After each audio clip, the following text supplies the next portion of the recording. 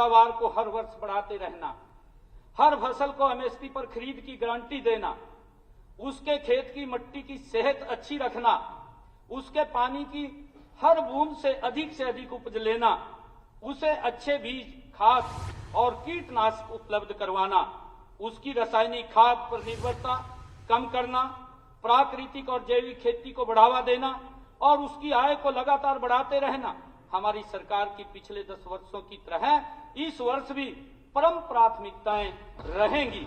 आदरणीय अध्यक्ष जी, 9 जनवरी को हिसार कृषि विश्वविद्यालय के प्रांगण में कृषि, बागवानी, पशुपालन, मत्स्य पालन और सहकारिता से जुड़े सैकड़ों किसानों तथा कृषक उत्पादक संगठनों से जुड़े भाइयों और बहनों के साथ लगभग 5 घंटे चले विचार विमर्श में उन्होंने मुझे 161 सुझाव दिए।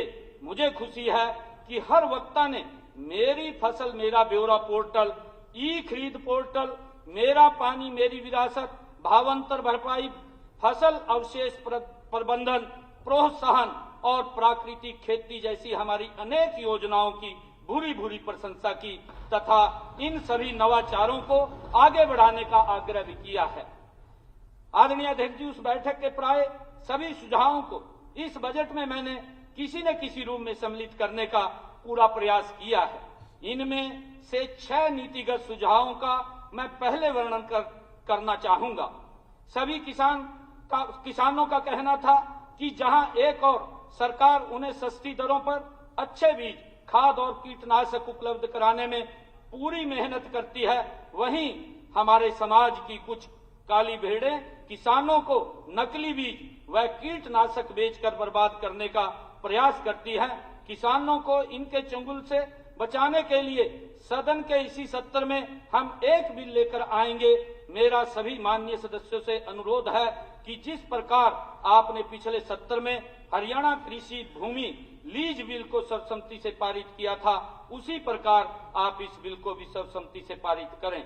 मुझे बताया गया है कि वर्तमान में जो कृषक उत्पादक संगठन एफपीओ एक कंपनी के रूप में पंजीकृत है, उन्हें तो सरकारी योजनाओं का लाभ मिलता है, परंतु जो कृषक उत्पादक संगठन एक सहकारी समिति के रूप में पंजीकृत है, वे इन योजनाओं के लाभ से वंचित रह जाते हैं।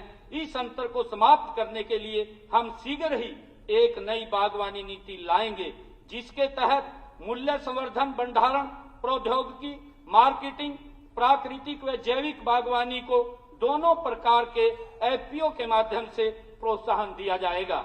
गत 8 मार्च को अंतर्राष्ट्रीय महिला दिवस पर मैंने यह घोषणा की है कि ऐसी महिला किसान जो डेयरी स्थापित करने हेतु 1 लाख रुपए तक का ऋण लेती हैं, उनको ब्याज मुक्त ऋण दिया जाएगा। उनके ब्याज का पूरा भार सरकार वहन करेगी। महिलाओं के सशक्तिकरण की दिशा में कृषि, बागवानी, पशुपालन एवं मत्स्य पालन विभागों की विभिन्न योजनाओं को महिला उन्मुखी बनाया जाएगा एवं किसी भी योजना में भी महिलाओं द्वारा लिए गए पहले 1 लाख रुपए तक के ऋण पर कोई ब्याज नहीं लिया जाएगा।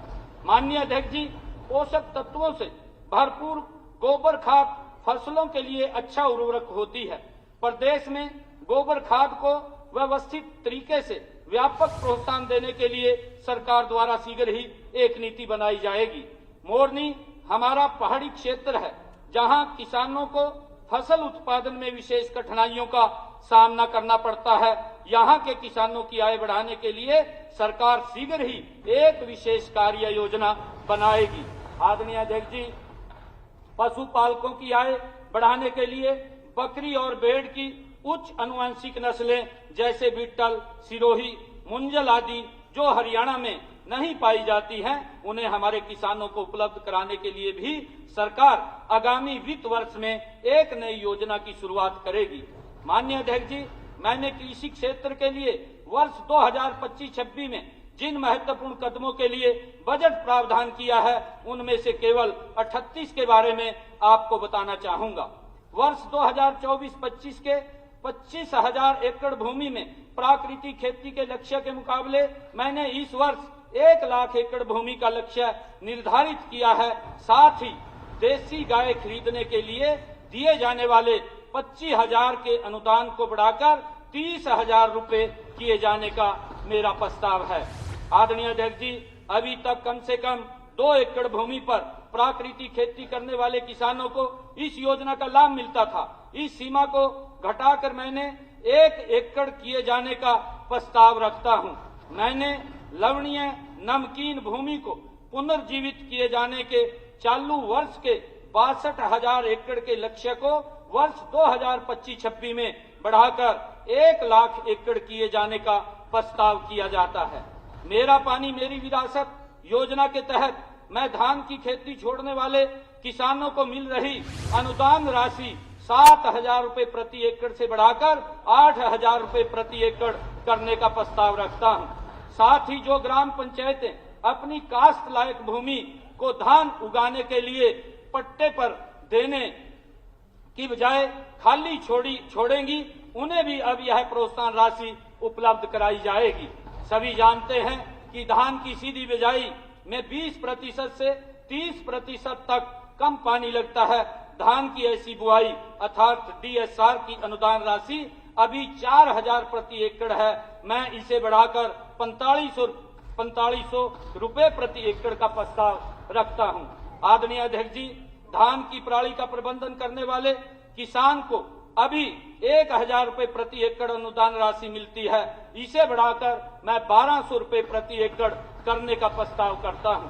प्रदेश में पर्याप्त मात्रा में यूरिया और DAP की उपलब्धता के बावजूद कभी कभी स्थानीय स्तर पर इनकी कमी देखने को मिल जाती है।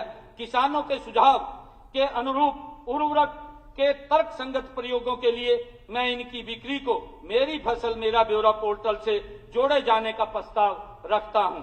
इससे नैनो यूरिया तथा नैनो DAP को बढ़ावा देने में भी सहायता मिलेगी।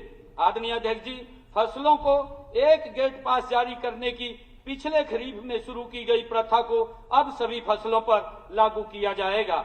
ई नाम के साथ संपूर्ण एकीकरण सुनिश्चित करने के लिए सभी मंडियों का नवीनीकरण किया जाएगा। गन्ने के घटते क्षेत्रफल और मैनुअल कटाई के लिए श्रमिकों की उपलब्धता की कमी से निपटने के लिए गन्ने की मशीन से कटाई कराए जाने के लिए हार्वेस्टर पर सब्सिडी दिए जाने का मैं प्रस्ताव करता हूं। आदरणीय अध्यक्ष जी, अभी प्रदेश में केवल 4 बीज परीक्षण लैब हैं जो करनाल, पंचकुला, सिरसा व रोहतक में स्थित हैं। अगले वित्त वर्ष में हरियाणा बीज प्रमाणीकरण एजेंसी द्वारा शेष 18 जिलों में भी एक ऐसी बीज परीक्षण लैब स्थापित की जाएगी। प्रदेश में आज बागवानी के 11 उत्कृष्टता केंद्र कार्य कर रहे हैं और 3 अन्य केंद्र निर्माणाधीन हैं। वित्त वर्ष 2025-26 में अंबाला, यमुनानगर व हिसार में क्रमशः लीची, स्ट्रॉबेरी और खजूर के लिए 3 नए उत्कृष्टता केंद्र स्थापित करने का मेरा प्रस्ताव है। माननीय प्रधानमंत्री श्री नरेंद्र मोदी जी ने 9 दिसंबर 2024 को महाराणा प्रताप बागवानी विश्वविद्यालय का शिलान्यास किया था। मुझे खुशी है कि इसके मुख्य परिसर का निर्माण कार्य तेजी से हो रहा है। यह विश्वविद्यालय उपरोक्त सभी 14 उत्कृष्टता केंद्रों को बागवानी विज्ञान केंद्रों के रूप में विकसित करेगा।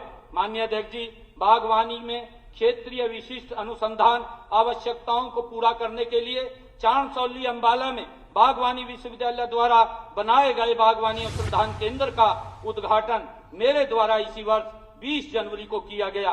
वर्ष 2025-26 में दक्षिणी हरियाणा के पलवल जिले में एक ऐसा अनुसंधान केंद्र स्थापित किया जाएगा। अभी बागवानी मिशन प्रदेश के 19 जिलों में चल रहा है। वित्त वर्ष 2025-26 में मेरा बाकी बचे हुए 3 जिलों नामतः फरीदाबाद, रेवाड़ी और कैथल में भी इसे लागू करने का प्रस्ताव है। आदरणीय अध्यक्ष जी, इसके अतिरिक्त सभी 22 जिलों में 400 बागवानी क्लस्टर्स के माध्यम से तथा जापान सरकार की सहायता से अगले 9 वर्षों में 2,738 करोड़ रुपए की लागत से एक नया सतत सस्टेनेबल बागवानी प्रोजेक्ट शुरू किया जाएगा। वित्त वर्ष 2025-26 में मैंने इस महत्वाकांक्षी प्रोजेक्ट के लिए 138 करोड़ रुपए का प्रावधान रखा है। मैंने 3 उभरती हुई गतिविधियों मशरूम, कंपोस्ट और कंपाउंड हाईटेक हाइड्रोपोनिक्स और एरोपोनिक्स तथा एफपीओ द्वारा बनाए गए 20 किलोवाट से अधिक लोड वाले कोल्ड स्टोरों को 7 रुपए 50 पैसे के बजाय अब 6 रुपए 50 पैसे प्रति यूनिट की दर से बिजली देने का निर्णय किया गया है। इस आशय से हरियाणा विद्युत विनियामक आयोग को आदेश देकर एक नई कैटेगरी बनाई जाएगी। माननीय अध्यक्ष जी, मेरा फसल मेरा ब्यौरा पोर्टल में अभी कुछ फसलों के लिए ही इंटरक्रॉपिंग की सुविधा दी जाती है। यह सुविधा अगले वित्त वर्ष से सारी फसलों के लिए उपलब्ध कराई जाएगी। माननीय अध्यक्ष जी, हरियाणा सरकार द्वारा 2600 करोड़ रुपए की लागत से गन्नौर में बनाई जा रही अंतर्राष्ट्रीय फल एवं सब्जी मंडी का निर्माण कार्य तेजी से प्रगति पर है। इसके पहले चरण में